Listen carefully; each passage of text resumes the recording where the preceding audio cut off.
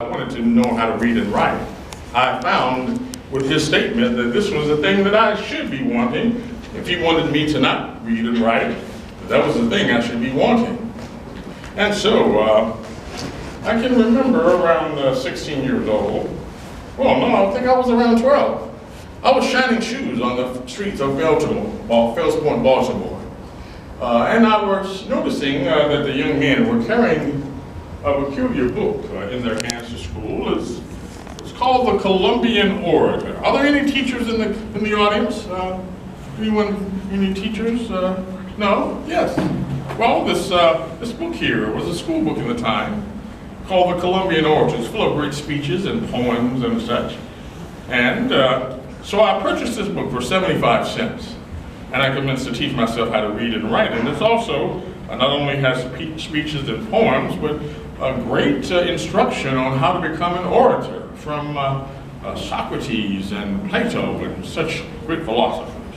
Well, as a matter of fact, on this very page here is the very first poem that I learned how to recite out loud. Come up and help me read it, sir. Yes, come on up, give him a hand. Yes, you come on and help him read. And one young lady, of course, we can't leave the women out of the conversation. Would you like to come help? Let's read. Now, this is the poem here in the center, and I'll let you hold the page. You see the verse there, and the first line that says, "You'd scarce expect one of my age."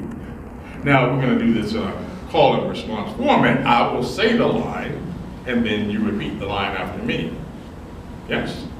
And so, I missed the introductions, and what is your name? Chloe. Speak loudly, Chloe. Tell everybody what your name is. Chloe. Chloe, yes. And your name, sir? I'm Angelo. Angelo. And you, Master? Jacob. Jacob, yes. Well, are you ready to read, Chloe and Jacob? Are you ready to read? Sure. Are you ready to read? Are you ready to listen? Yes. Well, let us read. You'd scarce expect one of my age to speak in public on the stage. And if I chance to fall below, Demosthenes or Cicero. Oh, wow, they pronounce those words very, very well. Let's give them a round of applause. Those are hard words to pronounce. I dare anyone in the audience to try to pronounce them. I dare anyone in the audience to tell me who Demosthenes or Cicero are. Cicero. Anyone know? Do you know? Well, there is in a lesson. Well, if you're reading, children, and you don't know the name of the person, you can't pronounce it, you don't know who the person is, you don't keep reading like you know what it is. You don't keep going. You stop right there. You go ask your parents. You ask your teacher, the librarian even. How do you pronounce this word? Who is this person and what did they do? You do want to pass the test at the end of the day, do you not? Yes, you do. And so there is the lesson. Demosthenes and Cicero were great philosophers. One was Greek and the other was Roman.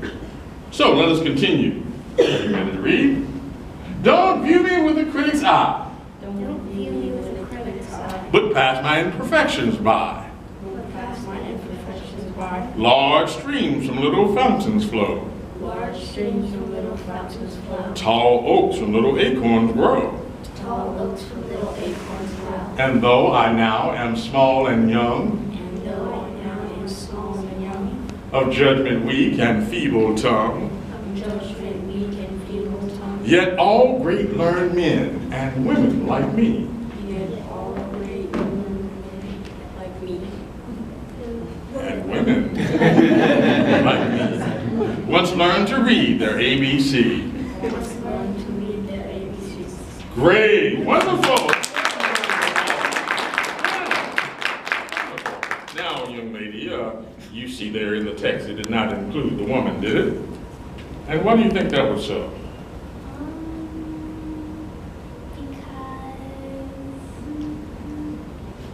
Women weren't in the conversation at that time. The textbooks and everything in society favored the man. And so if you were reading something, it would be reading about the man and how wonderful being a man is and how much we should be learning. Your task would have been to be a housewife and take care of the family and the children and such. But you are capable of much more. And so that's why I became a man of the suffrage movement, supported the women, and anytime I'm reading, I make the adjustment to include women in the conversation. Is that right? Wonderful. All right, give it a round.